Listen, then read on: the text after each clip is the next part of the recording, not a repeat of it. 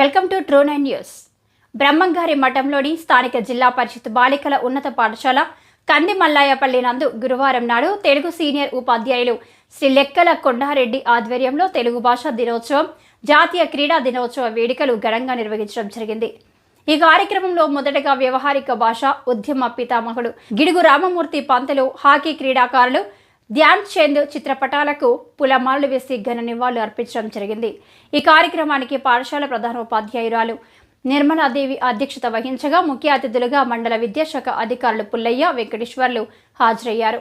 ఈ సందర్భంగా ప్రధానోపాధ్యాయురాలు మాట్లాడుతూ విద్యార్థులు చదువుతో పాటు ఆటలలో రాణించాలని, అలాగే మన మాతృభాషను మరవకుండా మాతృభాషలోనే మాట్లాడుతూ సంభాషణ చేయాలని, తల్లి వంటి భాషను మనం మరవకూడదని వారు తెలిపారు. ఈ సందర్భంగా ఆటలలో చక్కని ప్రదర్శించిన విద్యార్థులకు బహుమతులను ప్రదానం చేశారు. ఈ కార్యక్రమంలో ఉపాధ్యాయులు కె ప్రభాకర్, ఎలిజబెత్, తెలుగు అధ్యాపకురాలు పుష్పలత, కెఆర్ నారాయణమ్మ, విద్యార్థులు పాల్గొన్నారు.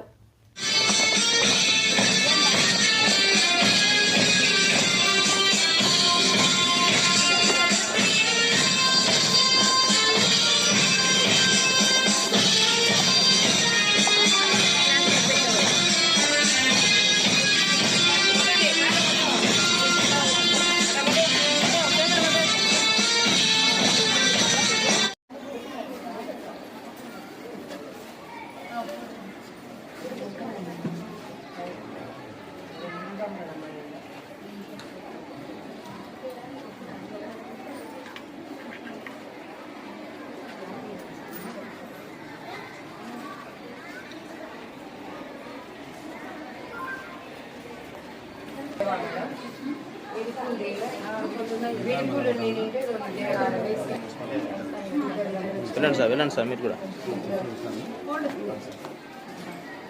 అందరం నిలబడతాం.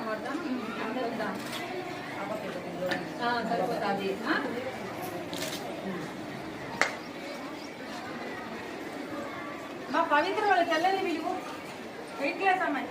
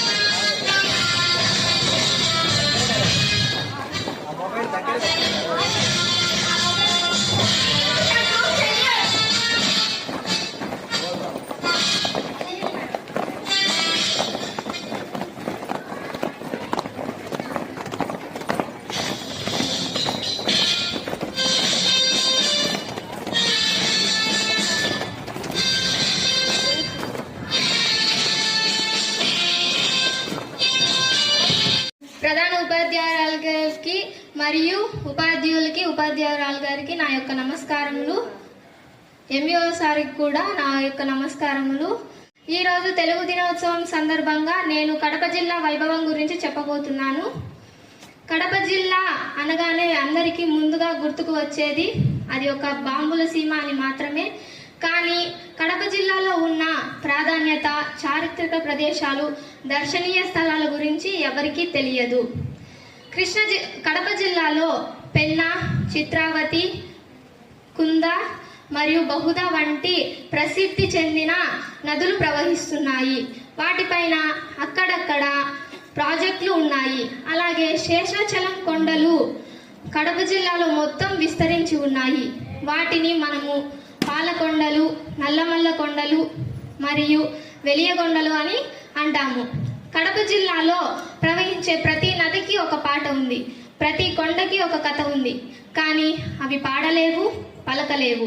ఒకవేళ అవి నోరు విప్పి పాడినా వాటి భాష మనకి అర్థం కాదు అన్నాడు కార్ల్ వికేస్. కడప జిల్లాలో చారిత్రక ప్రదేశాలు మరియు దర్శనీయ స్థలాలు ఉన్నప్పటికీ కావున దానిని మనము పర్యాటక రంగం అభివృద్ధి చెందింది అని అంటున్నాము. అలాగే తూర్పున నెల్లూరు జిల్లా, పశ్చిమాన అనంతపురం జిల్లా, ఉత్తరాన ప్రకాశం జిల్లా మరియు దక్షిణాన చిత్తూరు జిల్లా సరిహద్దులుగా ఉన్నాయి. అటువంటి కడప జిల్లా దేవాలయాలు మరియు ఆలయాలు, క్షేత్రాలు వంటి గొప్ప స్థలాలు ఉన్నాయి. విహారయాత్రలకు, విద్యార్థులకు సంబంధించిన, విద్యకు సంబంధించిన వంటివెన్నో ప్రాచీనటి కడప జిల్లాలో ఉన్నాయి. అలాగే రాజులు, రాజ్యాలు అంతరించిపోయిన వాళ్ళ జ్ఞాపకార్థంగా మనకి ఎర్రకోట, గండికోట మరియు సిద్ధవటం అనేవి ప్రదేశాలు కడప జిల్లాలో ఉన్నాయి.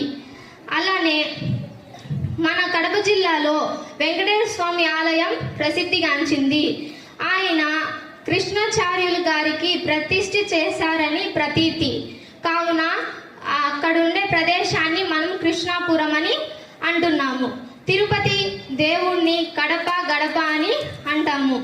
అలాగే సుప్రసిద్ధైన సురభి సంస్థ కూడా కడప జిల్లాలోనే పుట్టింది.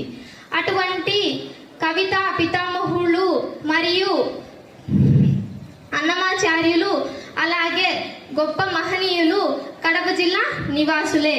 అలాగే బ్రహ్మంగారి మఠం కాలజ్ఞానం వీరబ్రహ్మేంద్ర స్వామి వారు రచించారు. వారు కడప జిల్లాలో బ్రహ్మంగారి మఠం నివాసులే.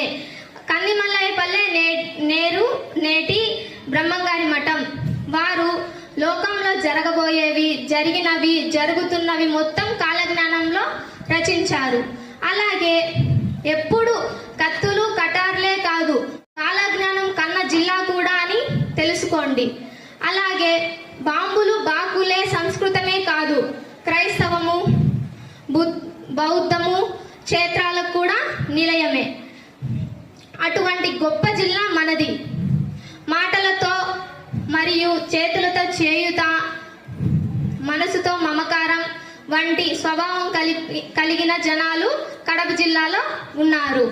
ఇలాగా మనము పర్యాటక రంగం అభివృద్ధి చెందాలంటే మొదటిగా చెట్లని నరకూడదు, అడవులని పెంచాలి. ధన్యవాదములు. నాకు ఈ యొక్క అవకాశం ఇచ్చిన అందరికీ నా యొక్క ధన్యవాదాలు.